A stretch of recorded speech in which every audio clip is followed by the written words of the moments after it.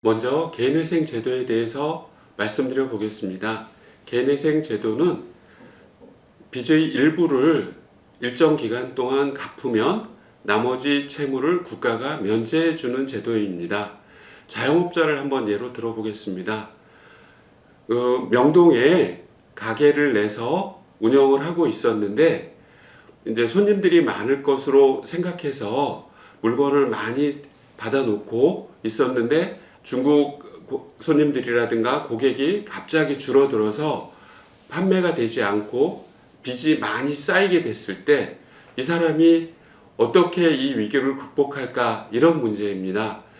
가게를 완전히 문을 닫지 않은 상태에서는 가게를 계속 운영하면서 매출의 일정 부분이 이 자영업자의 소득으로 남게 될 거니까 그 소득 중의 일부를 일정 기간 동안 갚고 전체 빚을 다 갚을 수 없으니까 일부의 빚을 갚고 나면 국가가 채무를 탕감시켜주는, 즉 국가가 빚을 면제해주는 제도가 개인회생제도입니다. 개인회생제도는 예전에는 5년 동안 빚을 나누어서 갚게 했는데 지금은 3년을 기준으로 하고 있습니다. 다만 필수적으로 갚아야 되는 세금이라든가 임금 같은 우선하는 그 빚이 있을 때는 3년보다 길어지더라도 5년 이내에 마무리하게 하고 있습니다. 상담을 오시는 분들이 가장 큰 관심을 갖는 부분은 매월 얼마씩을 변제해야 되느냐이죠. 변제액은 원칙적으로 이 자영업자든, 아까 예를 들었던 자영업자가 매월 벌어들이는 수입이 얼마인지, 또는 월급을 기준으로 해서 필수적인 생계비, 부양료 등을 제외하고 나머지 금액이 변제 금액으로 결정이 되는데요.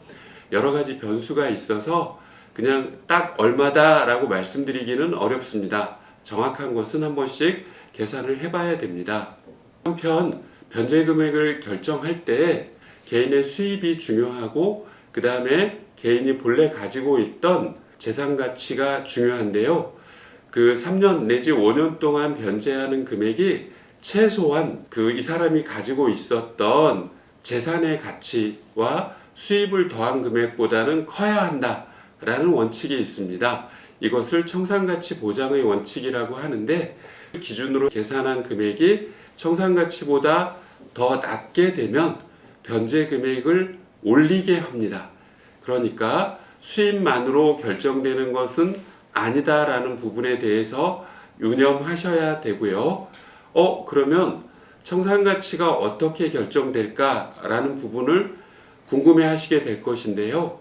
이제 기존에 가지고 있던 재산이 어떤 것이 있는지가 중요한 요소가 되고, 또 한 가지는 생각보다 많은 상담 오시는 분들이 회생이나 파산 신청하는 시기에 가까이 돼서 가족이나 지인들에 대한 채무를 먼저 갚는 경우가 있습니다. 이런 경우들은 특정한 채권자에 대해서만 우선 변제한 것이다 라고 해서 변제한 금액은 다시 찾아와서 청산가치에 포함시켜라 라고 회생위원들이 권고하게 됩니다. 그러면 해당 금액만큼 청산가치가 늘어나게 되기 때문에 변제 금액이 늘어나게 된다는 부분 꼭 참고해서 알아두시기 바라고요. 개인회생을 신청하시는 분들이 가장 절실하게 바라는 것 중에 하나는 채권자들의 독촉으로부터 벗어나는 겁니다. 금융기관은 물론이고 지인들로부터 돈을 빌린 경우에 채권자들의 독촉은 정말 감당하기 어려운 부분입니다. 그래서 개인회생을 신청할 때 저희가 꼭 말씀드리는 것이 있습니다.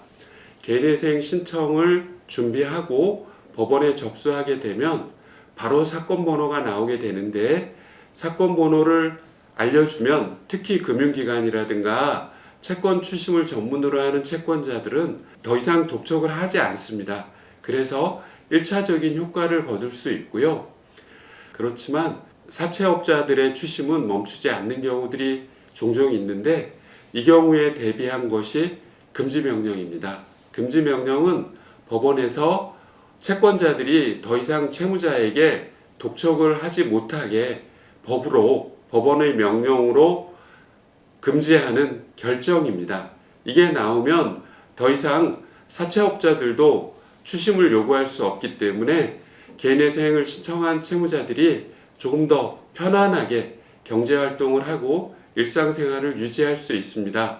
금지명령은 회생 신청하고 보통 한 달 안에 나오기 때문에 개시결정이라든가 인가결정이 늦어지더라도 큰 도움이 됩니다. 따라서 개인회생을 신청하는 채무자들에게 금지명령도 큰 도움이 되니 반드시 함께 고려해 보시기 바랍니다. 개인회생 신청할 때 변제계획안을 제출하고 나중에 변경이 될 수 있지만 일정한 금액을 이렇게 계속 적립하면서 경제활동을 해 나갑니다. 아까 말씀드렸던 것처럼 수입이라든가 이런 걸 고려해서 변제 금액이 결정이 되는데 아무래도 기존에 생활해 왔던 것보다는 변제 금액을 제외하고 나머지 금액으로 생활해 가는 것이 회생 채무자들도 힘들어하는 경우들이 종종 있습니다. 그런데 예전에는 5년이었고 요즘은 3년으로 줄어들었습니다. 그리고 전체 금액을 변제하는 경우하고 비교해 보면 부담이 많이 줄어든 것이니까요. 그리고 생각보다 3년이라는 시간이 빨리 지나가기도 합니다. 조금 힘들더라도 잘 참아내서 나머지 채무 면제받고 자유로운 경제활동 하실 수 있기를 기원합니다. 개인회생은 담보가 없는 채무의 경우 10억 원을 한도로 하고요.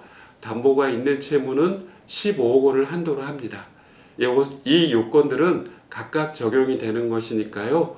내가 개인회생을 고려하고 있다 할 때는 요 금액에 관한 기준도 한번 잘 분석해 보시고 전문가들하고 상담해 보시기 바랍니다. 그리고 채무액이 개인회생 범위를 넘을 경우에는 간이회생이나 일반회생 제도를 활용해야 되니까 이 부분 차이가 있다는 점 알아두시고 필요할 경우에는 꼭 저희 같은 전문가하고 상담하도록 하십시오. 오늘 영상이 여러분들에게 도움이 되었길 바랍니다. 감사합니다.